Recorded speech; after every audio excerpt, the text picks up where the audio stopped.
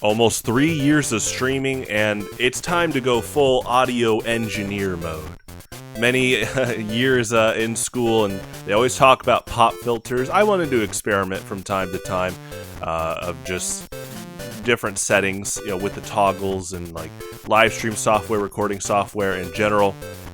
You ever think about how audio engineers probably are ready to go John Wick mode if they're ever at the club? He's at a lot of clubs. I'm thinking, not only are audio engineers not messed with, which I mean, they're usually doing their job, but John Wick's probably got a few friends that are audio engineers and or DJs, because if he needs that assist, you got the club ready, you got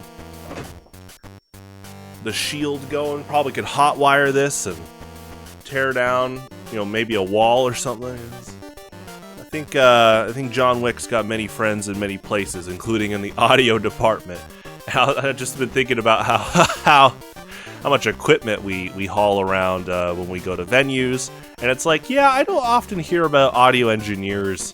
Thankfully, hopefully no one gets mugged, but audio engineers especially, there's a lot of tools that they could weaponize. I've been thinking a lot about card games, and I play a lot of card games. I play Yu-Gi-Oh, every Wednesday, and Pokemon Highlander at least twice a month, online and in person. And both those games have had a lot of great video games from the card game, which is really cool. Pokemon trading card game on Game Boy Color, and Yu-Gi-Oh! Worldwide Edition on Game Boy Advance, which also uses almost the same soundtrack from Eternal Duelist Soul, done by composers Ichiro Shimakura and Kazuki Muraoka. They're tremendous. They're the definition of underrated. I have talked about this to players like Geo Sigma, Curtis O'Hara.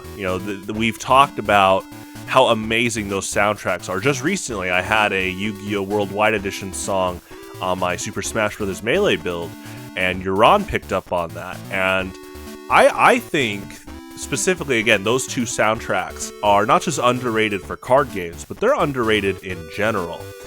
And, I've really thought about how when you're a composer, you're tasked with writing, music for a scene. For a movie or a show, you're writing music for what the actors are doing in that scene, or for what scenery is being captured by the camera.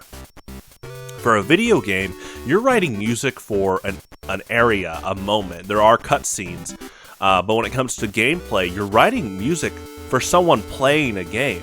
And so you don't know the context of how long that player is going to be playing. It could be short, it could be long, and so that importance of saying, okay, I'm just going to write good music that is, works in tangent with the atmosphere. And I think that's what Koji Kondo did with the Super Mario Brothers soundtrack. And I think these two guys killed it too. Now, for the Yu-Gi-Oh! Worldwide composer, it's actually, to this day, not confirmed it was him. But people think it's him. He was a composer at Konami at the time. And I will give him credit unless it gets updated. It sounds like he did the work. And he did a lot of good work, because think about card games. Think about when you're a composer and you're being tasked to write music for a tabletop game. And nowadays, a lot of tabletop video games have a lot of kind of more Animal Crossing, Minecraft-like music, where it's really soft, ambient. And that's not a problem. In fact, Animal Crossing and Minecraft are known to just have great songs in general. But what's interesting about Pokemon TCG and Yu-Gi-Oh! Worldwide Edition is how bold the music is. I think also it pairs with how the Game Boy Color and the Game Boy Advance only had so many sound channels to work with. So when you only have so many sound channels, you want to make sure that when you make a melody, it's bold, it's strong, it's catchy. And, throughout this topic today, the first half I'll be playing Pokemon TCG music in the background, and then we'll go to Yu-Gi-Oh! Worldwide Edition. As always, the songs are in the description if you want to look them up yourself, and I highly recommend listening to both soundtracks. They're honestly some of the best soundtracks I've ever heard. Again, because think about the context. You're playing cards. You're playing Pokemon and Yu-Gi-Oh! And the composer doesn't, I'm sure they gathered how long the average duel can be, the average match. But regardless, there's so much context to what matchups are happening in each game. So the games could last really short. You know, you're running Exodia OTK, aka trying to draw cards as fast as possible and win on the first turn. Or you could be running Hyper Defense Mewtwo with Recover, right? And Mr. Mimes. So the game could be long on average. And so regardless, when they make the songs catchy, not only do you not get tired of it, but it keeps you well enveloped in the game. Again, I'm just marveling as a composer how much work that took. And to be honest, I wish that both Nintendo and Konami would reuse that music. You know, they've re-released both Pokemon TCG and Yu-Gi-Oh! Have official simulators now, where it is incredible. Yeah, I'm trying to think of the best word for this, but it really is. You know, I could look into the cosmos and say grand, tremendous, intuitive, and they are all those words, but incredible. You know, it's just like you bottleneck it into one word, and those simulators are great. You being able to play card games online against other people is incredible, and as a competitor, you're gonna love that you can now test against people. Both those programs do have background music, and it's pretty good. It's pretty great background music. I really would love for both the Game Boy Color and the Game Boy Advance games, respectively, to have reused and or remixed music put into those games. I think that'd be tremendous. But it's not just that, it's you understanding that limitations push for creativity. Ironically, but well on par with the theme, is that both Pokemon and Yu-Gi-Oh! Require deck building. Be creative with what you're doing and how you strategically play your deck each game. And so it's kind of one for one with the music is creatively intuitive, it's bold, it's catchy for both games, and then it's, you know, you have kids to adults building decks and playing against computer players. And so now imagine bringing that music to live events, bringing that music to new games for Pokemon and Yu-Gi-Oh! I think there's a lot of potential there, and I honestly, again, I'm not just saying these games are underrated, because thankfully Yu-Gi-Oh! Worldwide Edition did get re-released, and there were re-releases of Pokemon TCG on Virtual Console and other platforms in the future. That being said, you still can't buy Pokemon TCG as a game on like Nintendo Switch 2 right now. Hopefully that happens. Regardless, keep re-releasing these games, but also keep those soundtracks in circulation outside of just the simulators and the card games. If they want to make like a Yu-Gi-Oh! Anime and they bring back Worldwide Edition music, that'd be incredible. If they want to make a new Pokemon Stadium game and put in Pokemon TCG music, remixed and or original, I think that'd be a great call, because I think those games soundtracks really do line up with that great action fight music that we know in Pokemon, you know, the Game Boy games. Konami is well known for its amazing music with Castlevania. And so I really love that they keep that for a card game. And again, I'm not against newer board games and card video games playing more ambient music. I think that can work too.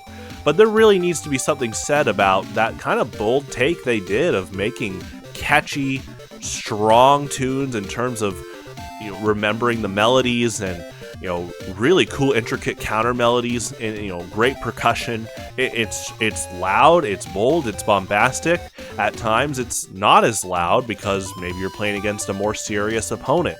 Maybe there's a section in the song that wants to raise the serious tension leading into the theme and the overarching, you know, ambience of the tune. That's the thing, is that they're still ambient like the other games, but the ambience is high energy. And I think that was cool. I think it was great, and it reminds me a lot of Mega Man, and Mega Man is regarded as some of the best soundtracks out there. Classic X, Zero, ZX, Legends, Battle Network, Star Force. Really, if it says Mega Man, you're guaranteed for a pretty good soundtrack overall. An amazing soundtrack. I think really there's only one Mega Man song that is okay, and someone made a remix of it, turned it into a really good song. I'll put that in the description too.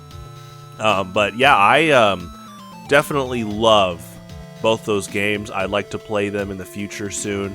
And the soundtracks alone make a big pull for that. As much as I love the card games, just wanting to hear those songs again through my headphones, that makes a big deal. And I think it's underrated. I think fans understand the power of music, and I hope that some game designers understand more and more that, some people will play and cherish songs just from almost the soundtrack alone. Obviously make the game good, but I think there's still a lot of underrated factors going on with a lot of music that's in the Nintendo and Konami vaults that they could reuse. To me, if I hear Pokemon TCG and Yu-Gi-Oh! Worldwide Edition music again, I'm never going to feel that's lazy. In fact, I'm going to be like, you guys did your homework. You know, the whole statement, game recognizes game, that's what I'm talking about. Bringing back those gems of songs, I think is a great move to do. And again, it can be for a Pokemon version, or it could be for a new Pokemon card game. It could be for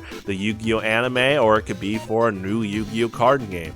Konami's been really big on live orchestrations lately, and that'd be cool to hear live orchestrations of these songs. There's a lot of potential there, and I hope more and more people find these two specific games, but also, to be honest, other Pokemon, the Pokemon Trading Card Game 2 in Japan only, so many of the Yu-Gi-Oh! Championship Edition games, Worldwide Championship Edition games, World Championships, they have great music too. And I like that. I like seeing that tradition continue of, we're making a card game. Let's make some great music that people will love while they duel. I think there's a lot of merit to that, and I love hearing other people enjoy great things in this world. When it comes down to singing a da da na na da da na na da na na na, in Pokemon TCG, or a da da na na na in Yu-Gi-Oh! Worldwide Edition. New and old fans alike, it's great to hear that impression, and I hope those composers know how many people were influenced by them in such a positive manner. I love Mondays.